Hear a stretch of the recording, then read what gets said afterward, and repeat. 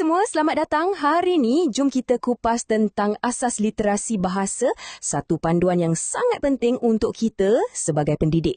Kita akan cuba bina satu jambatannya daripada konsep teori terus kepada apa yang boleh kita buat dalam bilik darjah. Baiklah, mari kita mula dengan satu soalan. Saya rasa semua cikgu mesti pernah hadap situasi ni kan? Kita ada seorang murid, bila suruh baca, wah lancar betul.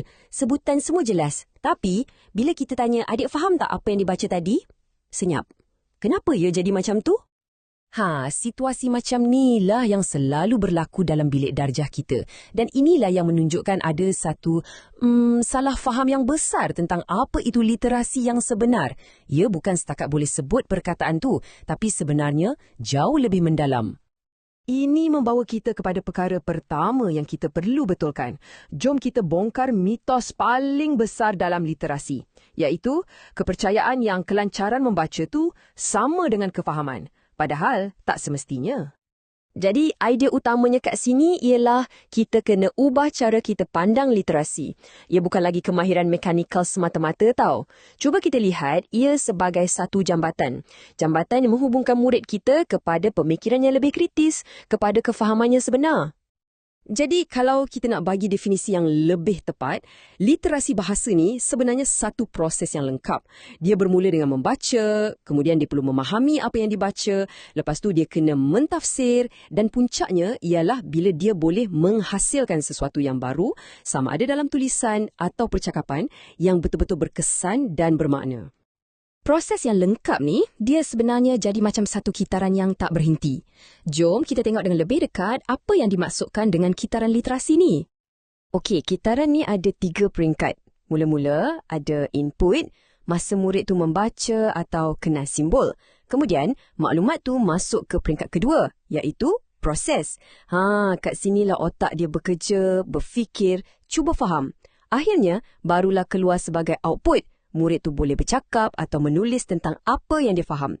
Ini yang membuktikan literasi ni satu proses kognitif, bukan setakat mekanikal je. Okey, nak faham proses kognitif ni dengan lebih dalam, kita kena tengok 2 tiang utama dia, membaca dan menulis. Jom kita tengok yang pertama dulu, iaitu membaca. Cara paling senang nak faham pasal membaca ni ialah dengan bayangkan macam bongkar ais.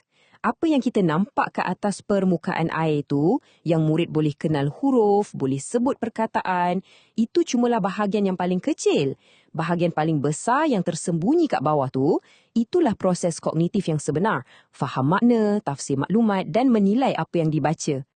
Proses yang kat bawah permukaan air itu pula, kita boleh pecahkan pada 3 bahagian penting.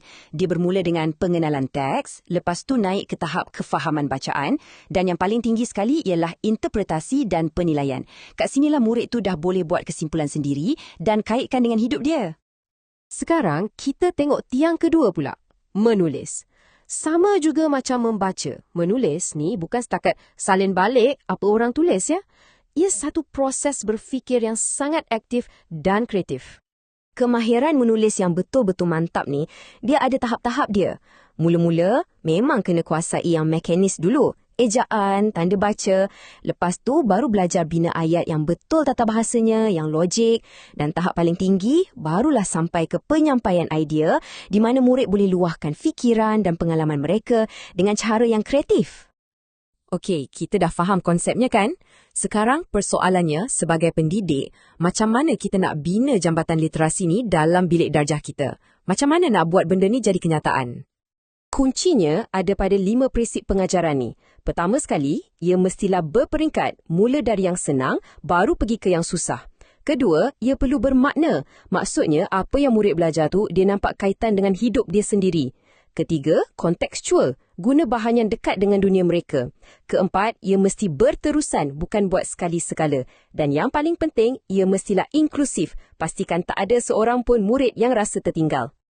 Kenapa semua ni penting sangat? Sebabnya, impak literasi yang sebenar ni, kesan dia tu lebih besar daripada setakat markah murid tu seorang je.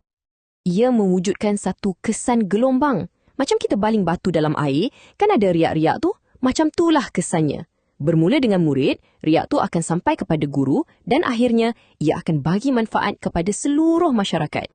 Okey, apa kesannya? Kalau untuk murid, keyakinan diri dia akan naik. Dia akan lebih faham semua subjek, bukan bahasa Melayu je. Untuk kita sebagai guru pula, kita boleh rancang pengajaran dengan lebih baik, kita boleh nampak siapa murid yang perlukan bantuan lebih. Dan untuk masyarakat, kesannya lagi besar. Ia boleh kurangkan kadar keciciran dan membina sebuah negara yang berilmu. Ini membawa kita kepada satu persoalan terakhir untuk kita fikirkan bersama. Dengan semua pemahaman baru yang kita dah bincang ni, apakah satu langkah pertama yang anda akan ambil untuk mula membina jambatan literasi yang kukuh untuk murid-murid anda bermula hari ini juga?